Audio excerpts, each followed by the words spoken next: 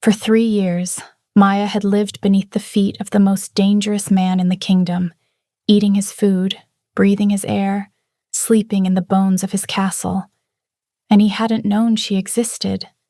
But on that fateful autumn night, as the harvest moon bled crimson, the Alpha King descended into the cellars, his massive frame blocking the only exit, his silver eyes gleaming with predatory certainty. "Rent's due," he growled, his voice a low rumble that vibrated through the stone walls, pinning her in place like a butterfly under glass. What Maya didn't know was that her hidden life was about to unravel a web of betrayal spanning kingdoms, forcing her to confront the mate bond she'd buried deep in her soul, and the villain who orchestrated her exile.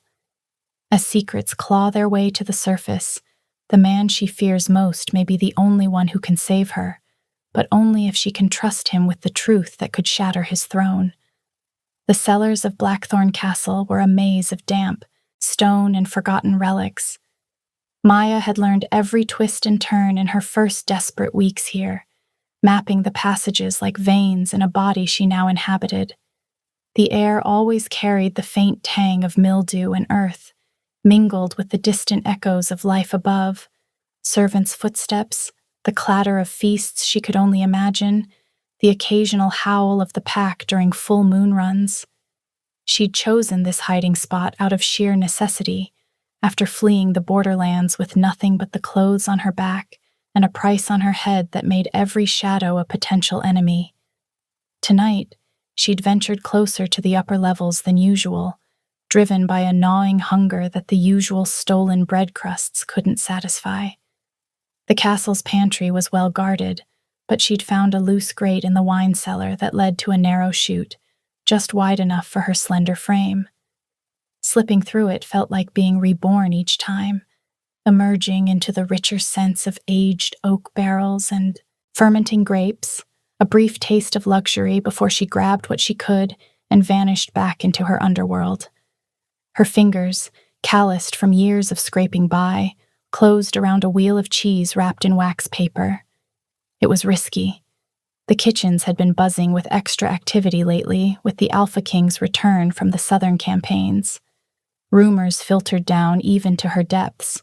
Milo Voss, the unbreakable alpha of the Ironclaw pack, had crushed the rebel uprising with ruthless efficiency, his wolf form said to be a beast that devoured armies whole. Maya had glimpsed him once, years ago, before everything went to hell, a towering man with hair like polished obsidian and eyes that cut like forged steel, radiating power that made her knees weaken even from afar. She shoved the thought away, focusing on survival. Memories were dangerous down here. Tucking the cheese into her makeshift satchel, an old flour sack she'd mended, she turned to retreat. But a new sound froze her, heavy boots on the stone stairs, descending with purposeful strides, not the hurried patter of a servant fetching wine. This was deliberate, authoritative. Panic surged through her veins like ice water. She darted for the grate, her heart hammering against her ribs. But she wasn't fast enough. The cellar door creaked open, flooding the space with torchlight that cast long, flickering shadows. And there he stood, Milo, the Alpha King himself, his broad shoulders nearly spanning the doorway. His presence sucked the air from the room, his scent hitting her like a storm front. Wild pine, smoked leather, and something darker, more primal that tugged at her core. Maya pressed back against a barrel, willing herself to blend into the darkness. But his head snapped toward her hiding spot, nostrils flaring as if he'd caught her trail from miles away. Those silver eyes, legendary for piercing illusions and lies, locked onto her. A slow, dangerous smile curved his lips, revealing a hint of fang. "Well, well," he drawled, his voice rich and resonant, carrying the weight of command honed on battlefields. "I've had reports of a little thief in my cellars." He stepped forward, the torch in his hand illuminating the sharp planes of his face, the faint scar tracing his jaw like a silver thread. 3 years, from what my sources tell me. That's a long time to owe rent. Maya's mouth went dry. How did he know? She'd been so careful, timing her escapes, leaving no traces beyond the occasional missing morsel that could be blamed on rats. But now, trapped under his gaze, she felt exposed, raw. Her wolf, long suppressed to avoid detection, stirred restlessly inside her, responding to his alpha aura with a traitorous pull. "Rent's due," Milo continued, his tone deceptively casual as he set the torch in a wall sconce and crossed his arms over his chest. The muscles in his forearms flexed, drawing her eye despite herself. "And I always collect what's mine." She bolted then, instinct, overriding reason. Ducking low, she aimed for a side passage she knew led deeper into the maze, but he was faster, inhumanly so. His hand shot out, fingers wrapping around her upper arm with gentle but unyielding strength. The contact sent a jolt through her, like lightning. Warmth spread from his touch, awakening sensations she'd buried deep. Safety, desire, a bone-deep recognition that made her gasp. "Easy," he murmured, pulling her upright with effortless power. Up close, he was even more imposing, tall enough that she had to tilt her head back to meet his eyes, his body heat enveloping her like a cloak.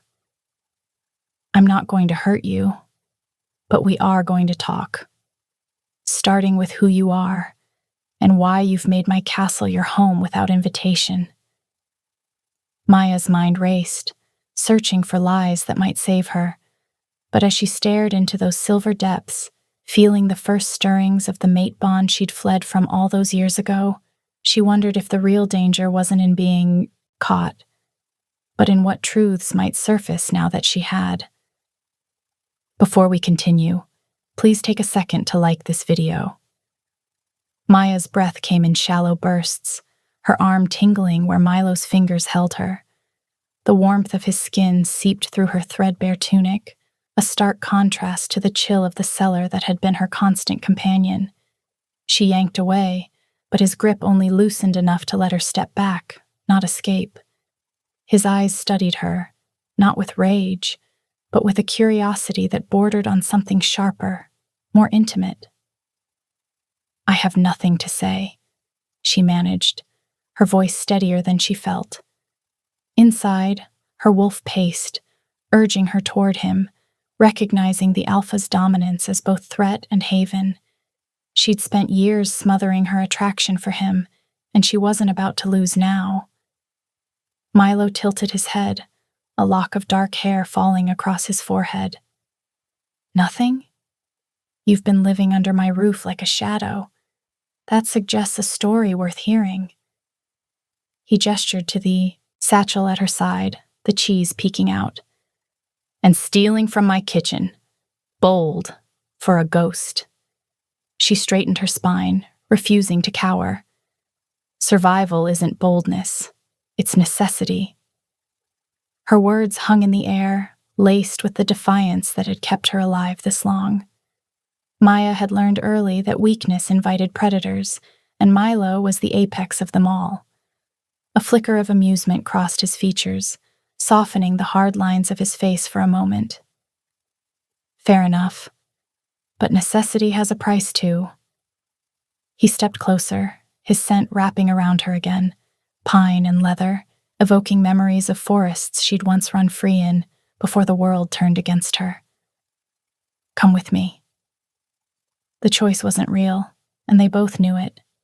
Maya weighed her options: fight and lose, or follow and perhaps find a crack in his armor. She nodded once, sharp and reluctant. Milo released her arm fully, but his presence herded her toward the stairs like an invisible force. As they ascended, the air grew warmer, drier, carrying hints of roasted meats and fresh bread from the halls above. Her stomach twisted in hunger, but she ignored it, focusing on the man before her. He led her through winding corridors, past guards who snapped to attention but said nothing. Their eyes followed her, curious and wary, but Milo's commanding stride silenced any questions. Finally, they reached a tower door, heavy oak banded with iron. He pushed it open, revealing a chamber far from the prison she'd expected. A fire crackled in the hearth, casting golden light over a four-poster bed draped in deep blue velvets, a wooden table with chairs, and a window overlooking the moonlit courtyard. It was sparse but comfortable, more a guest room than a prison cell, though the lock on the door suggested otherwise. "In you go," Milo said, his voice leaving no room for argument. Maya stepped inside, the warmth closing around her like an embrace she hadn't felt in years. He followed, closing the door with a soft click that echoed like a cage shutting. "Sit. Eat." He nodded to a tray on the table. Bread, cheese, dried fruits, and a pitcher of water. Not scraps, but a proper meal. Suspicion warred with hunger. "Why?" she asked, remaining standing. "You catch a thief, and your first act is to feed her?" Milo leaned against the door, arms crossed again, his posture relaxed but his eyes alert.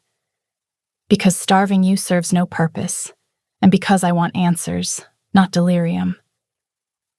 He watched her, those silver eyes tracing her form, not leering, but assessing. "You're thin, worn, but there's fire in you. I want to know where it comes from." Maya hesitated, then sat, tearing into the bread. The first bite was heaven, soft and warm, crumbs scattering like forgotten dreams. She ate slowly after that, savoring, hyper-aware of his gaze.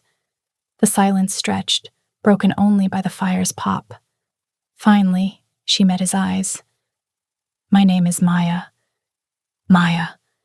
He tested the name, letting it roll off his tongue like a secret.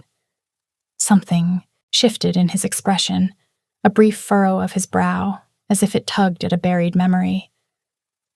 "I'm Milo, though I suspect you know that." She nodded, swallowing a piece of fruit. Its sweetness burst on her tongue. "The Alpha King needs no introduction." He pushed off the door, moving to the chair opposite her. Up close, in the firelight, she saw the weariness etched around his eyes, lines from battles won, perhaps losses endured. "Why my castle, Maya? Of all the places to hide." She set down the bread, her appetite fading under the weight of truth she couldn't yet share. "It's the last place they'd look." The words slipped out, vague but honest. Cameron's face flashed in her mind, the villain who'd shattered her life, his smile cold as he issued the bounty. Sometimes, the safest shadow is the one cast by the brightest light. "They?" Milo's voice sharpened. "Who hunts you?" She looked away, toward the window where the harvest moon hung low, staining the sky red. "Enemies. Old ones." He leaned forward, elbows on the table, his scent intensifying, pulling at her, stirring her wolf to whine softly in her mind. "Enemies of mine? Or just yours?" Maya's heart stuttered. The mate bond hummed faintly between them, a thread she'd severed in her own soul years ago, or so she'd thought. But here, in his presence, it flickered to life, warm and insistent. She pushed it down. "Mine. Let's leave it at that." For a moment he said nothing, just watched her with that piercing gaze. Then he stood, abrupt. "Rest. We'll talk more tomorrow. The bed is yours. The fire will burn through the night to keep you warm." He turned to leave, but paused at the door. "The guards outside are as much for your protection as to keep you here. Don't try to run, Maya. I'd hate to have to chase you down again." The door closed, the lock turning. Maya exhaled, slumping in the chair. Alone, she let the tremors come, the fear, the exhaustion, and beneath it all, a dangerous spark of something else. Attraction? Recognition? She touched her arm where he had held her, the skin still warm from his grasp, and wondered how long she could keep her secrets buried before they clawed their way free. Sleep came fitfully that night, the bed's softness a foreign luxury after years on hard stone floors. Dreams haunted her, flashes of that terrible night in the borderlands, a young woman's lifeless eyes staring accusingly, Cameron's voice echoing with threats. And woven through it all, Milo's silver gaze, pulling her toward a light she wasn't sure she could trust. The days that followed blurred into a tense, uneasy routine.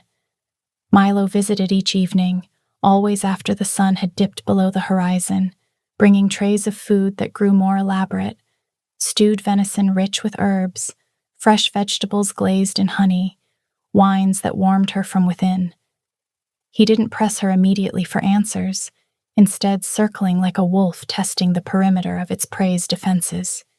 He shared fragments of his own world, perhaps to draw her out, tales of the southern campaigns where he had led his pack against rebel forces, the strategic dances of alliances and betrayals that kept his throne secure, the quiet burdens of rule that weighed on him in the still hours of night. Maya listened, drawn despite herself. His voice was a low timbre that resonated in her chest, his stories painting pictures of a life she'd glimpsed only from the shadows. One night, as a fierce rainstorm lashed against the tower window, rattling the panes like impatient fingers, Milo arrived soaked from a late hunt. Water dripped from his hair, tracing rivulets down his neck and soaking his shirt, which clung transparently to the hard planes of his chest and shoulders.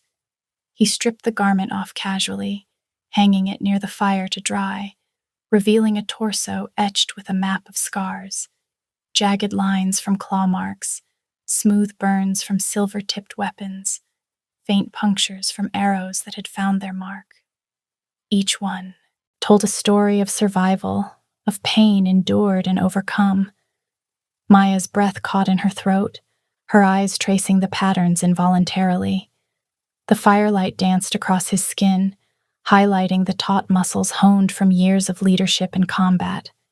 He was strength personified, yet those scars spoke of moments when death had brushed close. He caught her looking, a half-smile curving his lips as he settled into the chair opposite her, not shy at all about his shirtless state. "Battles leave their marks," he said quietly, his voice carrying over the storm's roar. "Some visible, like these. Others, they scar the inside, where no one sees." She tore her gaze away, heat rising in her cheeks. It wasn't just the sight of him that unsettled her. It was the way her wolf responded, stirring with a hunger she had long denied. "You have many of both, I imagine," she replied, keeping her tone neutral, though her voice came out softer than intended. "Ruling a pack like yours can't be without its hidden wounds." He nodded, his silver eyes reflecting the fire's glow as he leaned back, the play of light and shadow accentuating his cheekbones. "And you, Maya? What marks do you carry?" The question hung in the air, intimate and probing. She hesitated, then slowly pulled up the sleeve of her tunic, revealing a faint, puckered scar on her forearm, a burn from a close escape in the borderlands when Cameron's hunters had nearly cornered her. The skin was pale and uneven. "This one from escaping a trap set for me," she said, her voice steady but low. "Others, they're deeper, as you say." His fingers hovered near the scar, not quite touching, but close enough that she felt the heat radiating from his skin. The air between them crackled, the mate bond humming faintly like a string plucked in the distance. "Escaping what, exactly?" She pulled her arm back gently, breaking the moment. "Not yet," she whispered. Milo's jaw tightened, a flash of frustration crossing his features, but he nodded, respecting the boundary for now. "Fair, but time runs short. Strange things are happening in the castle, missing supplies, whispers of sabotage.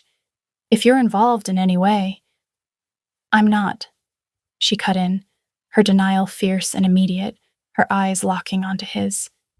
In that moment, Something passed between them. Trust, tentative and raw, born from the vulnerability they had both glimpsed in each other. He leaned in, close enough that she felt his breath on her skin. "I believe you," he murmured, "but I need more." The air in the room thickened, charged with an undercurrent that had nothing to do with questions. Maya's heart raced, her wolf urging her forward. His silver eyes darkened, pupils dilating as he inhaled deeply, catching her scent. Faint jasmine mingled with the earthiness of her hidden life, intoxicating in its rarity. For a heartbeat, she thought he might bridge the distance, claim her lips in a kiss. But he pulled back, standing abruptly. "Good night, Maya." He retrieved his still damp shirt and shrugged it on, then slipped out the door, leaving her alone with the storm's fury and the echo of what might have been. That night, as the rain pounded relentlessly, Maya lay in the bed, her body alive with sensations she had long suppressed. She dreamed of him, not as the distant king of legends, but as the man who had sat bare before her, scars and all. In the dream, his hands traced her own marks, gentle and demanding, pulling her into a warmth that chased away the cold. When she woke, the bond thrummed stronger, binding them closer with every passing hour. As the weeks unfolded, the tension between them built like a gathering storm. Milo began allowing her supervised walks in the castle's inner courtyard, always under the watchful eyes of guards, but often with him walking beside her. The autumn leaves fell like crimson rain, crunching underfoot as they strolled. He pointed out the trees' histories, how this one had stood during his grandfather's reign, that one scarred by lightning during a siege. His stories revealed a man who admired his heritage even as he shouldered its weight. Maya found herself sharing fragments of her own past in return, carefully curated to avoid the secrets. Childhood in the border villages, where the air smelled of wildflowers and freedom. The exhilaration of her first full moon run, when her wolf had burst forth. One evening, under a canopy of stars, they stopped by a fountain. The water's murmur filled the silence. Milo turned to her, the fading light catching the silver in his eyes. "Why do I feel like I've known you before?" he asked, voice low. "Your scent. It haunts me." Her pulse thundered in her ears, the mate bond pulsing stronger now, impossible to ignore. "Perhaps in another life," she replied softly, her voice barely above the fountain's whisper. He turned fully toward her, his hand lifting slowly to brush a stray strand of hair from her face, tucking it behind her ear. His touch lingered, his thumb grazing her cheek with a tenderness unlike his warrior's build. Warmth bloomed, spreading through her like wildfire.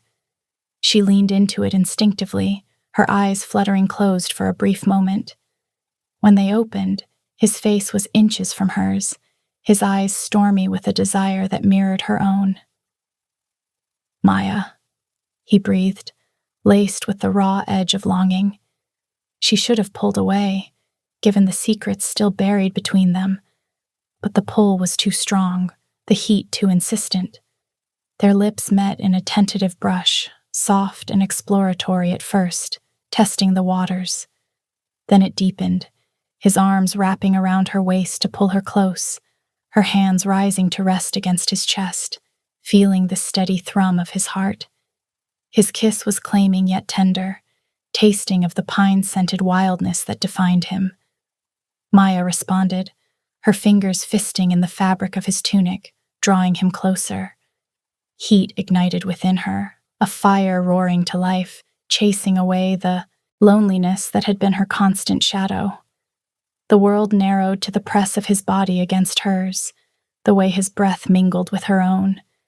They broke apart eventually, both breathing ragged, foreheads resting together as the last light of day faded. Milo's hands framed her face, his thumbs tracing her cheekbones. "What are you doing to me?"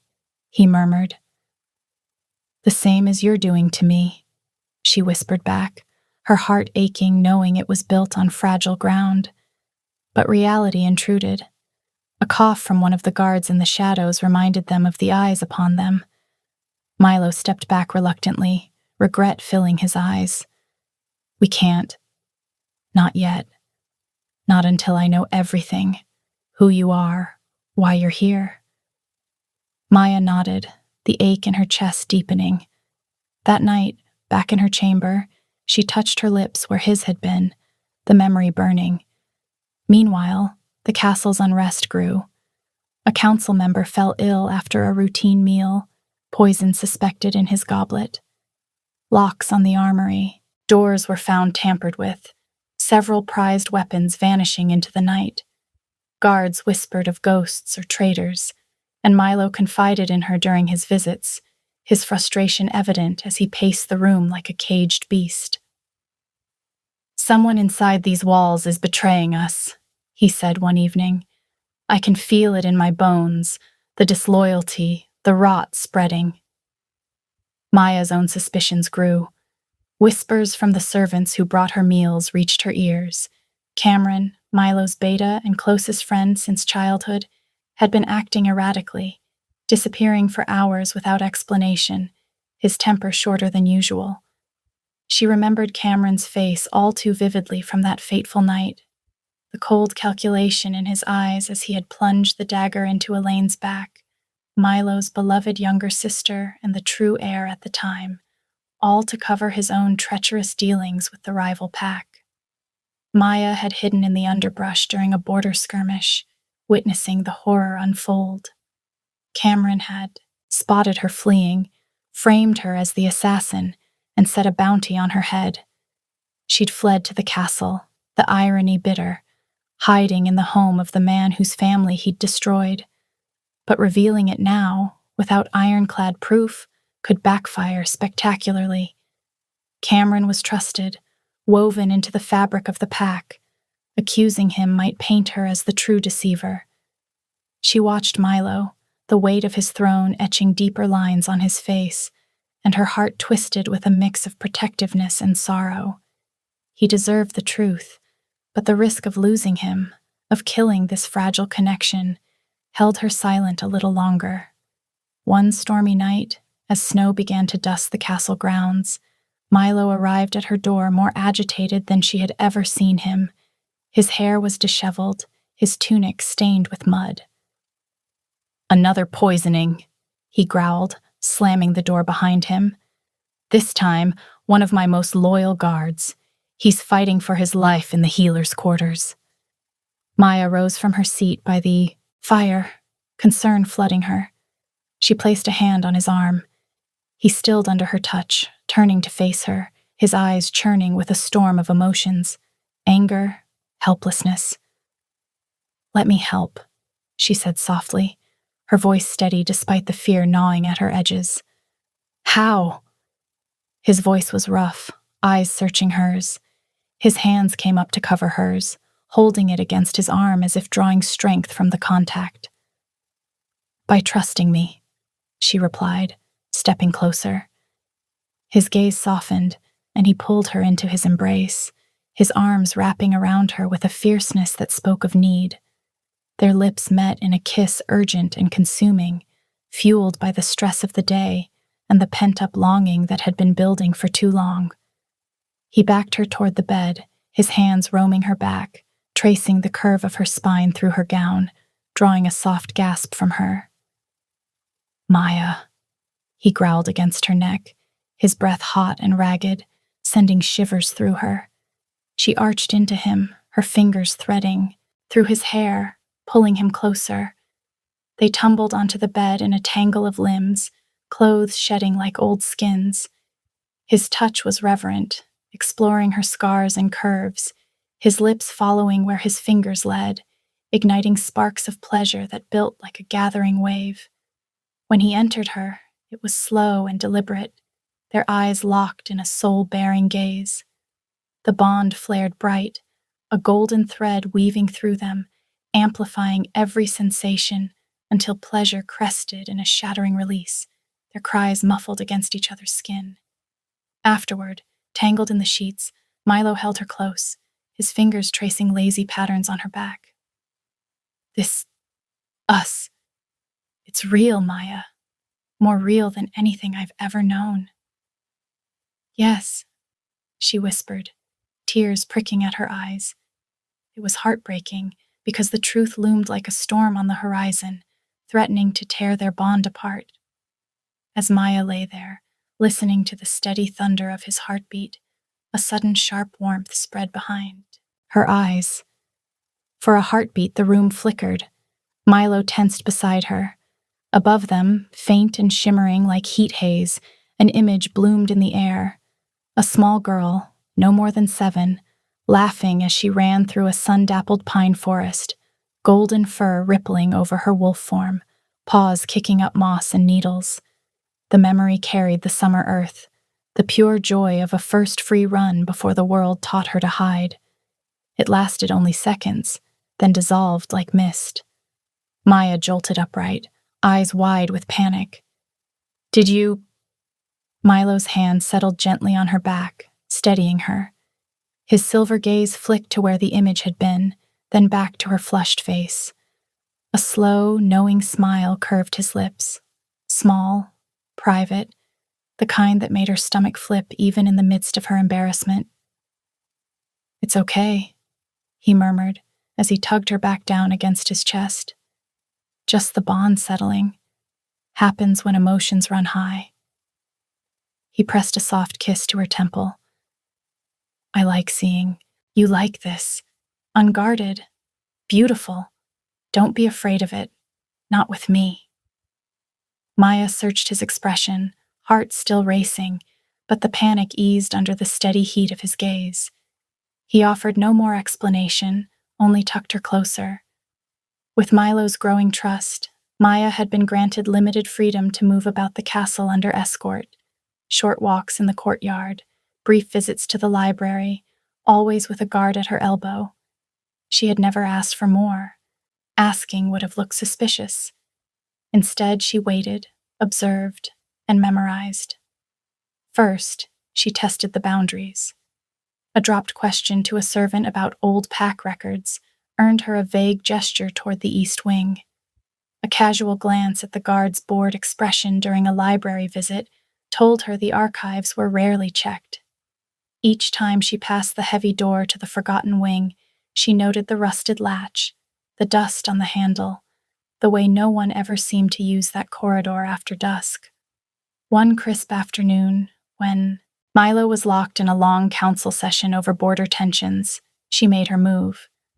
The guard assigned to her that afternoon was young, easily distracted by a passing kitchen maid carrying fresh bread. Maya murmured something about needing a moment to catch her breath.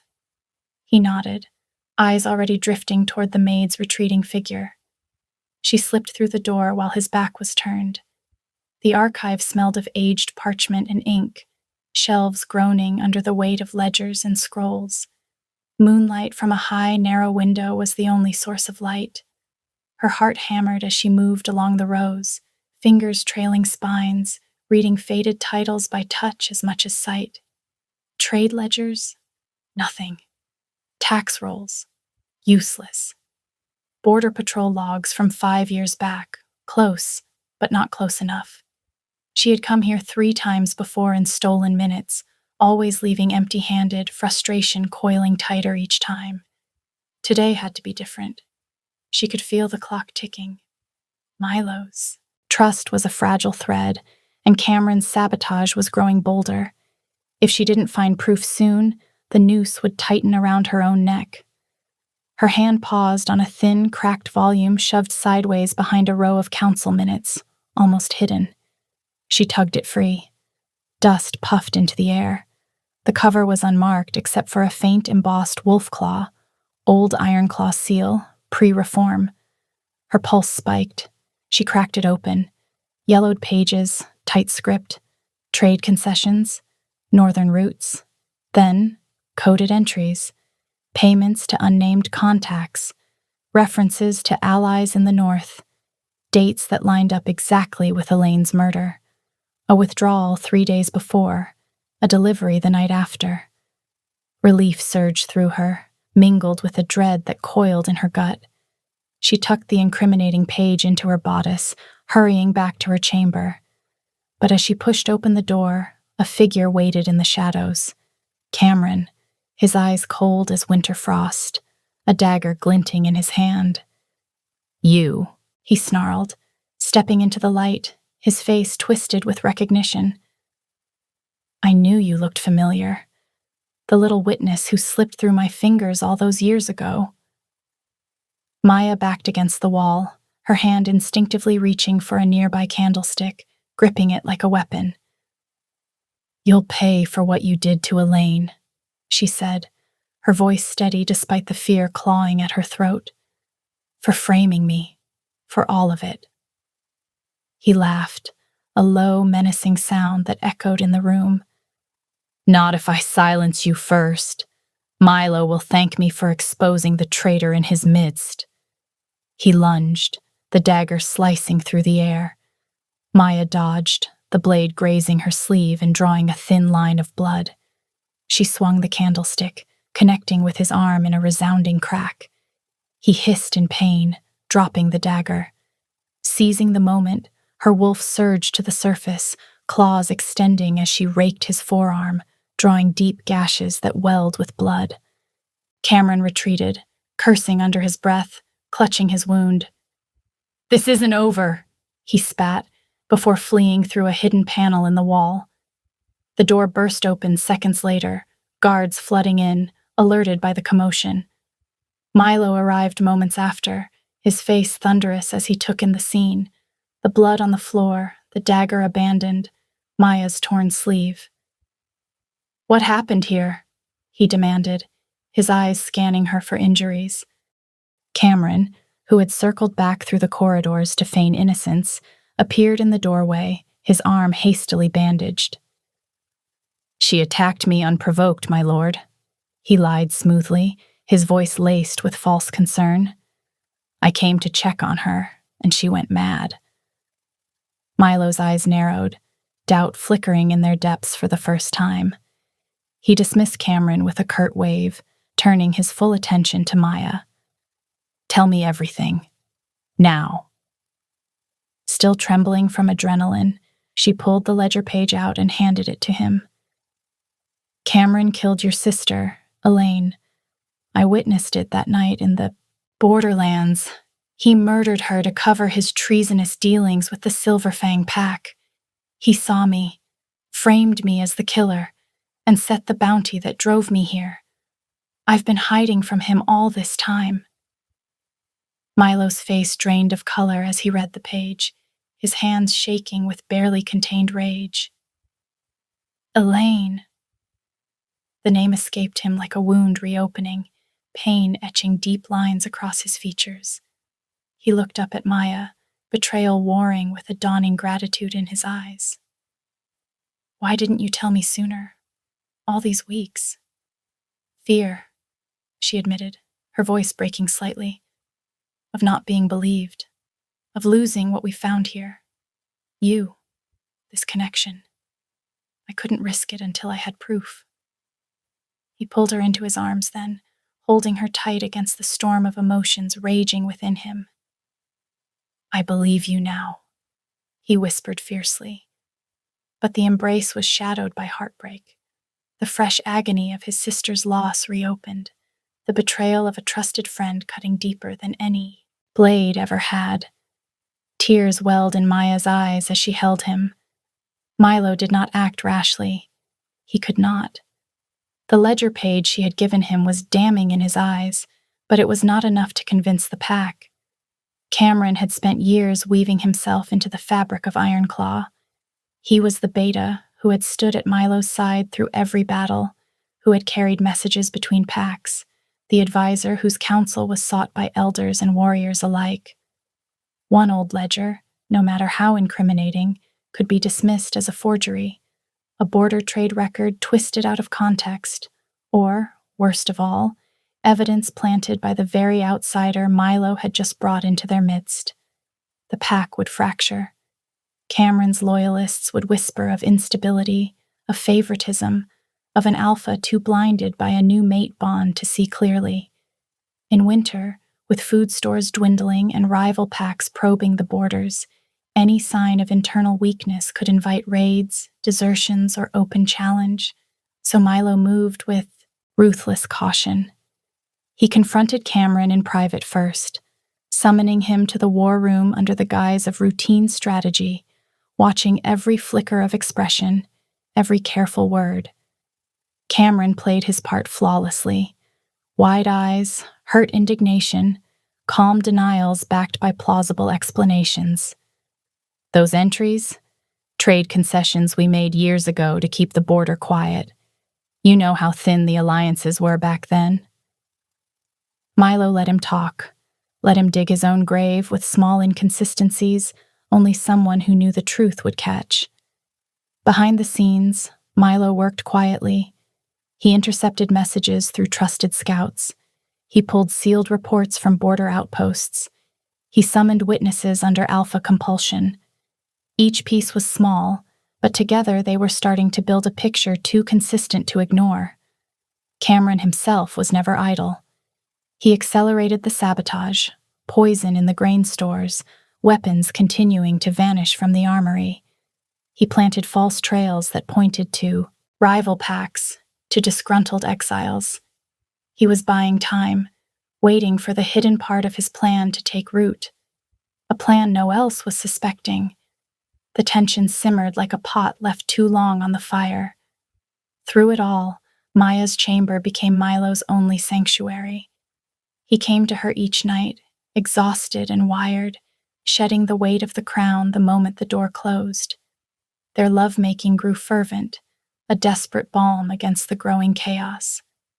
One night, as snowflakes danced outside the window, Milo traced her skin with his fingers and lips, mapping her body like a cherished territory he feared he might lose. He lingered over every scar, every curve, as though memorizing her against the possibility of tomorrow. "You're my anchor, Maya," he whispered against her collarbone, his voice thick with emotion. "In this madness, you're the one truth I can still hold to." She responded with equal passion, her hands exploring the familiar planes of his back, pulling him closer as their bodies moved, in perfect harmony. Afterward, she lay in his arms, tracing the scar on his jaw with a gentle finger. "We'll face it together," she promised softly. "No more secrets." But as fate would have it, Cameron struck first, his desperation fueling a bold play. The winter solstice feast arrived, and the great hall transformed into a haven of warmth and revelry. Tables groaned under platters of roasted meat, spiced wines steaming in goblets. Fires roared in massive hearths, casting a golden glow over the assembled pack members, laughter echoing, music from lutes and drums filling the air. Milo sat at the head table, wearing a tunic embroidered with the Ironclaw sigil, Maya beside him for the first time publicly. Whispers of the king's consort swirled through the hall. She felt exposed, yet anchored by his presence, his hand occasionally brushing hers under the table in silent reassurance. Suddenly, chaos erupted like a thunderclap. Several council members clutched their throats mid-sip, faces turning ashen as they collapsed to the floor, foam flecking their lips. Shouts of alarm ripped through the merriment, the hall descending into pandemonium. Guards rushed forward, healers called. Cameron rose from his seat, his voice cutting through the din like a blade. "Her! The intruder! Maya! She's the assassin! Evidence in her room, a vial of the toxin, forged letters linking her to the Silverfang pack." The accusations landed like blows, the planted evidence emerging seamlessly from Cameron's allies. A vial produced from a search of her chamber, letters with her supposed signature. The hall turned hostile in an instant, pack members surging forward with cries of "traitor" and "justice." Demands for immediate reckoning rose like a tidal wave, invoking ancient pack law. Accused traitors must be chained publicly in the hall until a formal trial. Milo stood, his face ashen, eyes wide with horror as he looked at Maya. The bond pulsed with his anguish, a silent apology. "Silence!" he roared, his alpha command rippling through the room, stilling the crowd momentarily. But the pressure mounted, the risk of riot or full rebellion looming if he showed favoritism. "I have to," he whispered to her, his voice breaking. "I will fix this." Maya's heart shattered in that moment, the betrayal stinging like salt in a wound, even as she understood the necessity. She nodded, tears tracking down her cheeks as guards approached, their faces grim. They bound her wrists with iron chains to the central pillar in the hall, a massive stone column carved with pack runes, symbolizing unyielding justice.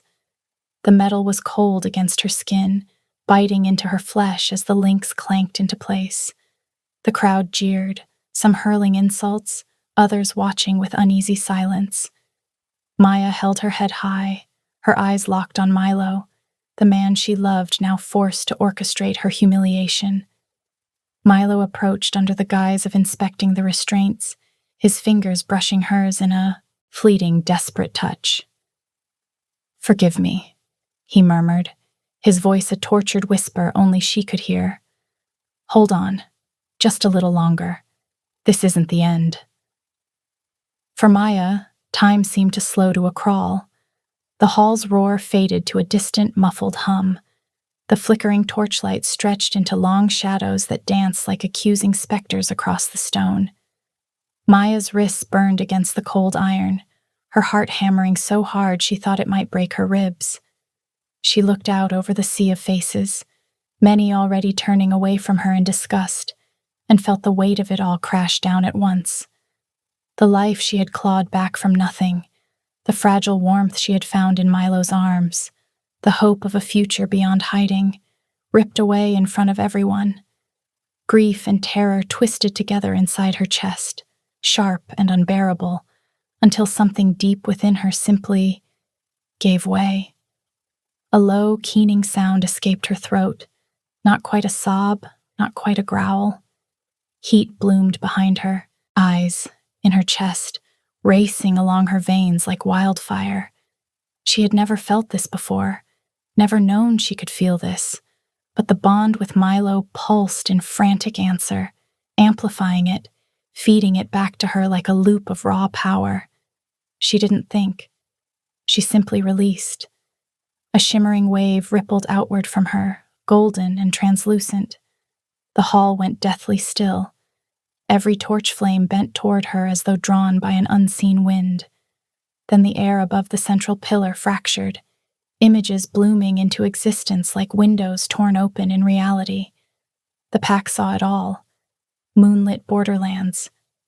Elaine turned in surprise, her smile faltering as Cameron stepped from the shadows.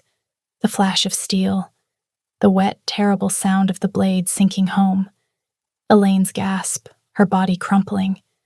Cameron's face, cold, triumphant, turning toward the underbrush where a younger Maya crouched, frozen in horror, his eyes locking onto hers.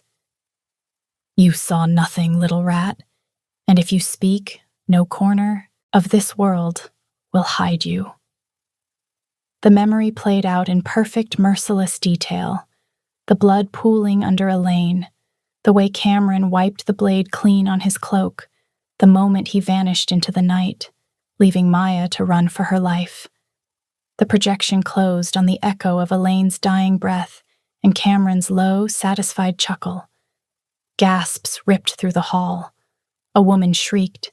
Several wolves staggered back. Council elders stared, faces ashen. The planted vial, the forged letters, the accusations, everything Cameron had orchestrated, crumbled in the face of living truth no one could deny. Maya swayed, the projection flickering as the power drained from her in a dizzying rush. She had never known she carried this, something awakened by the mate bond or sheer desperation, but it had cost her. Her knees buckled. Only the chains kept her upright.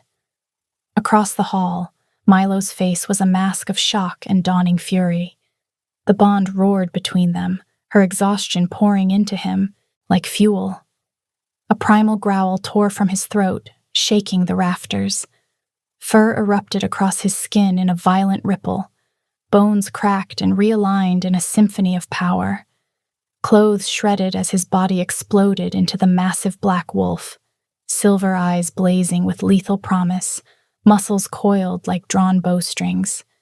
Cameron's face drained of color, his own shift following, a sleek gray wolf, snarling defiance, hackles raised. They clashed in the center of the hall, a whirlwind of fangs and claws that sent tables crashing and goblets spilling.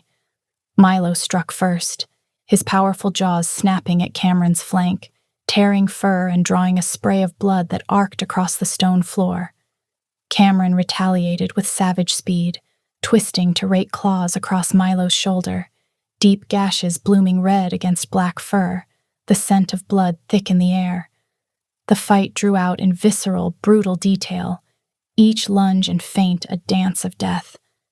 Milo dodged a lethal bite aimed at his throat, countering with a shoulder slam that sent Cameron sprawling across the hall, skidding through scattered platters. Cameron recovered, leaping high to slash at Milo's back, claws digging in and eliciting a pained roar that shook the hall. Pain spiked through the bond to Maya, sharp and hot, drawing a cry from her lips as she strained against the chains, helpless yet connected. But she reached back through their bond, pouring her strength into him. Love, resolve, the unyielding fire that had kept her alive. It fueled Milo like a second wind. He roared, surging forward with renewed ferocity. His jaws closed around Cameron's neck in a vice-like grip, twisting with a final resounding snap that echoed through the silent hall. Cameron went limp, his body shifting back to human form in death, eyes staring sightless at the ceiling.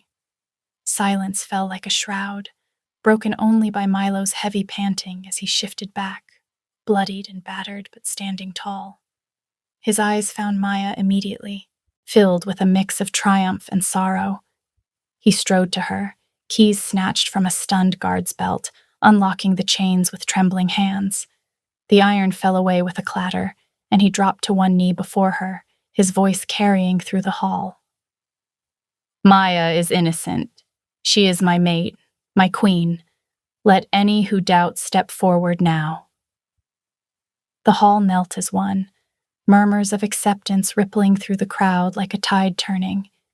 In the aftermath, as the bodies were cleared and order restored, Milo led Maya to their private chambers, his arm around her waist in silent support. Milo tended to her, washing the blood from her wrists, pressing soft kisses to every bruise. The power she had unleashed left her drained, but alive, stronger in ways neither of them yet understood. You didn't just save us, he murmured against her skin. You gave me back my sister's truth, and you gave the pack their honor back. Maya threaded her fingers through his hair, pulling him down to her.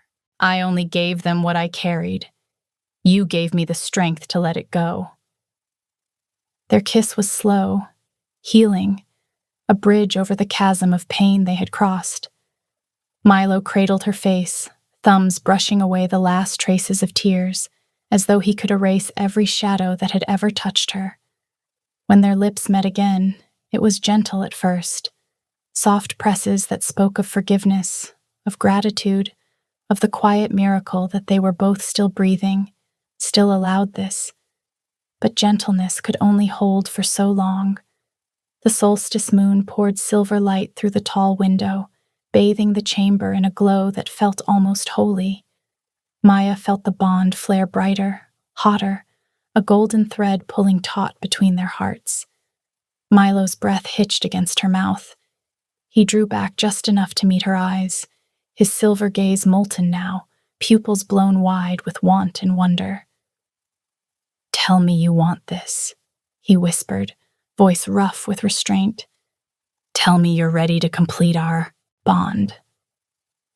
Maya's answer was in her hands sliding up his chest, fingers curling into the fabric of his tunic, tugging him closer until there was no space left between them. "I've been ready since the night you found me in the cellars," she breathed. "I want every part of you." That was all he needed to hear. He kissed her again, deeper, hungrier, a claiming that made her knees weaken. His arms banded around her waist, lifting her effortlessly as he carried her to the wide bed draped in furs and moonlight. They shed clothes with impatience, his tunic torn away, her gown slipping from her shoulders, until skin met skin and the world narrowed to heat and heartbeat. Milo lowered her to the furs with care, following her down, every movement deliberate. He traced the line of her throat with his lips, tasting the salt of dried tears, the pulse that raced beneath her skin. When he reached the curve where neck met shoulder, he paused, breath ragged against her. "Here?" he asked. "Yes," she answered, threading her fingers through his hair, guiding him. "Make me yours." His teeth grazed her skin first, a teasing scrape that drew a gasp from her, then sank in with careful precision. The bite was sharp, bright, then bloomed into molten pleasure as the mate bond ignited fully. Light flared behind her eyes, golden and blinding. She felt him everywhere, his heartbeat echoing in her chest, his love flooding her veins like wildfire. The pain of the bite melted into ecstasy, waves of sensation rolling through her until she arched beneath him, crying out his name. Milo groaned against her throat, the sound vibrating through her bones. He licked the mark closed, soothing the sting, then lifted his head to meet her gaze. His own neck was bared, the silver scar of an old wound catching the moonlight. "Your turn," he rasped. Maya rose up, trembling with the power of the bond, and pressed her lips to the juncture of his shoulder. She felt the instinct rise, primal, perfect, and bit down. His growl was low and approving, his body shuddering as the bond snapped fully into place. Memories and emotions flowed freely between them. Every stolen glance in the tower, every desperate night they'd clung to each other, every moment of fear and hope and longing. Pleasure built in slow, exquisite layers. Milo moved over her with a tenderness that bordered on worship. Their rhythm was unhurried at first, long, deep strokes that made her gasp, made her cling to him as though he might vanish if she let go. Then faster, harder, the bed creaking beneath them, furs tangling around their legs. His hands roamed, cupping her, tracing the curve of her hip, anchoring her as she rose to meet him. When release came, it crashed over them together. Maya shattered first, a cry torn from her throat as golden light burst behind her eyelids, the bond pulsing in time with every wave of bliss. Milo followed a heartbeat later, burying his face in her neck, his growl muffled against her skin as he poured himself into her, body trembling with the force of it. They clung to each other in the aftermath, breathing hard, hearts beating in perfect sync. Milo pressed soft kisses along her jaw, her temple, the fresh bite mark that still throbbed sweetly. "I love you," he whispered, the words raw and reverent. "I have loved you since the moment I pulled you from the dark. I will love you every day we're given, and every day after." Maya turned her face into his neck, breathing him in. "I love you," she answered, voice thick with tears. She was quiet for a moment, her fingers tracing the new mark on his shoulder. "I used to listen to the pack run on full moons. I could hear you shift. I didn't know what it was then. Why that sound, of all sounds, made me feel less alone." Milo stilled against her. When he finally spoke, his voice was rough. "All this time, it was always you," she whispered back. Under the next full moon, they slipped away from the castle to the pine-ringed clearing Milo had once used as a boy. No guards, no eyes, just them. Maya shifted first, tentative, her golden wolf form small but sure. Milo followed, black fur gleaming under the moon. For a moment they simply stood, noses touching, breaths mingling in white clouds. Then they ran. The forest blurred into streaks of silver and shadow. Wind tore through her fur, and for the first time Maya felt truly untethered. No cellars, no chains, no fear. Milo matched her stride, powerful and protective, nudging her shoulder when she veered too close to a root. They slowed near a frozen stream, flanks heaving, steam rising from their coats. Maya shifted back first, laughing breathlessly, cheeks flushed. Milo followed, pulling her close, his hands warm on her chilled skin. She pressed her forehead to his chest, listening to his heartbeat slow. Milo reached into the small pouch at his belt and drew out a delicate copper pendant, a wolf standing tall, beneath a crescent moon, the metal still warm from his body heat. "I had this made the week after I pulled you from the cellars," he murmured. "The jeweler asked what the wolf should look like. I told him, not hiding, not running, just standing in the open, under the moon, where she belongs." He fastened it around her neck with careful fingers. Maya's hand rose to touch the pendant, eyes shining. "It's beautiful." "You're beautiful," he corrected, "and now you wear my mark inside and out." They shifted again and ran until dawn, two wolves weaving through the trees, finally side by side, no longer alone in the night. The wolf at her throat caught the moonlight with every stride, a quiet promise that the dark years were over. Months later, Maya stood on the high balcony of Blackthorn Castle, one hand resting on the gentle swell of her belly where new life stirred, strong, steady kicks that made her smile even on quiet mornings. The packlands stretched. Below, fields greening with promise, rivers glittering in the sunlight, wolves running free in small, joyful packs under a wide blue sky. Milo joined her without a word, his arms sliding around her from behind, broad chest warm against her back. He rested his chin on her shoulder, one large hand covering hers where it cradled their child. "Our future," he murmured, voice low and full of wonder. He nuzzled her neck, lips finding the faint silver scar of his mark. "You're carrying our daughter," he said softly, as though the words still felt like a miracle. "And every time she moves, I feel it through the bond, like she's already part of us." Maya laughed quietly, the sound bright and free. "She's impatient, like her father. Stubborn, like her mother." He turned her gently in his arms so they faced each other, his hands framing her face with the same care he'd used that first night in the cellars, when he'd reached through the shadows and found not just a thief, but the missing piece of his soul. "I still remember the moment I saw you down there," he said, voice low and rough with memory. "Torchlight flickering over your face, ready to bolt like a cornered wolf. I told myself it was just a trespasser, but the second my hand closed around your arm, gods, Maya, something inside me changed. Like my world had been gray for years, and suddenly there was color." Maya's throat tightened, tears pricking her eyes, but they were happy ones, the kind that felt like release. She rose on her toes, brushing her lips against his. "And you gave me a home," she whispered against his mouth. "Not just walls and a throne, but a place where I don't have to hide anymore." He kissed her then, slow, deep, lingering, the kind of kiss that promised forever. When they parted, foreheads resting together, the wind carried the distant howls of the pack, a song of belonging.